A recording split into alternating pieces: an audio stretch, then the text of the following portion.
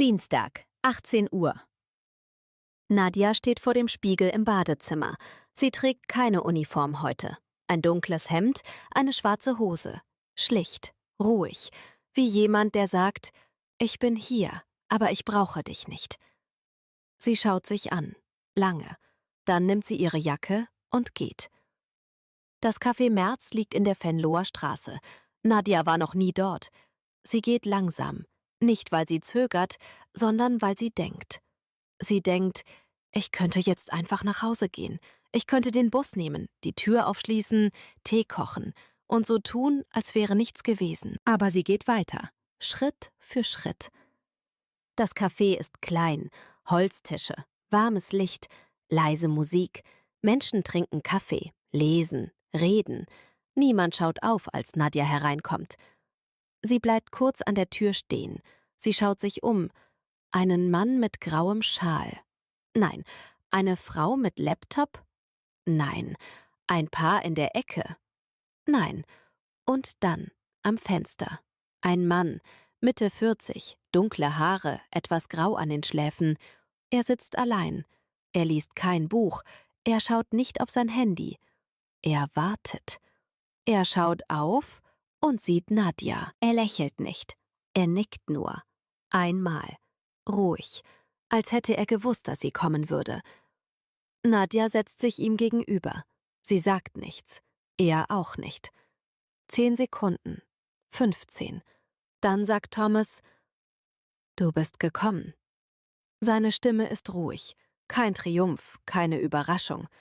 Nadja antwortet, ich wollte wissen, wer du bist. Thomas sagt, das weiß ich.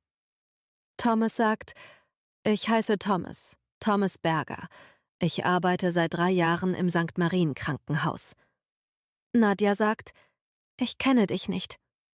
Thomas antwortet, ich weiß, aber ich kenne dich. Thomas bestellt 2 Kaffees. Nadja sagt nichts dagegen. Sie schaut ihn an, analysiert, wie immer. Er ist kein Patient, kein Arzt. Sie hätte ihn gesehen. Nadja fragt, was machst du im Krankenhaus? Thomas antwortet, ich bin Techniker. Heizung, Klimaanlage, Aufzüge. Er lacht leise. Thomas sagt, niemand bemerkt uns. Wir gehen überall hin und niemand schaut. Nadja versteht jetzt. Er ist überall, unsichtbar. Genau wie sie. Nadja fragt, wie lange beobachtest du mich schon? Thomas denkt kurz nach. Thomas sagt, seit November, vor 5 Monaten. Nadja hält die Kaffeetasse fest. Nadja fragt, und warum? Thomas schaut zum Fenster. Draußen fährt ein Auto vorbei. Dann schaut er sie wieder an.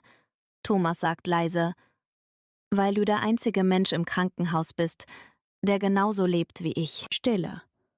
Nadja lässt diese Worte sacken. Genauso lebt wie ich. Sie denkt an die Wohnung in Ehrenfeld, die Bücher, das Foto auf dem Kühlschrank, die Donnerstagabende mit ihrer Mutter am Telefon. Sie denkt, wer ist dieser Mann? Und warum fühlt sich das nicht falsch an? Nadja sagt, du hättest einfach mit mir reden können. Thomas antwortet, ich weiß, aber ich wusste nicht, ob du zuhören würdest. Nadja fragt, und die Briefe? Thomas schaut auf seinen Kaffee. Thomas sagt, ich wollte sehen, ob du neugierig bist, ob du mutig genug bist. Nadja setzt die Tasse ab. Nadja sagt, das ist keine normale Art, jemanden kennenzulernen. Thomas antwortet, nein, ist es nicht. Thomas sagt, aber du bist hier. Sie bleiben 1 Stunde im Café. Sie reden nicht viel. Thomas erzählt, dass er aus Freiburg kommt, dass er seit 8 Jahren in Köln lebt, dass er keine Familie in der Stadt hat. Nadja erzählt wenig. Sie ist nicht bereit, viel zu sagen. Aber sie bleibt sitzen. Das sagt genug.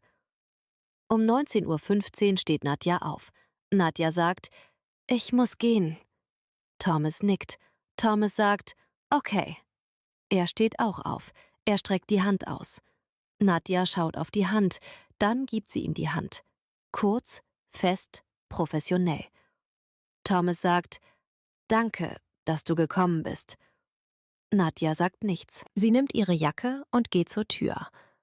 Aber an der Tür bleibt sie kurz stehen.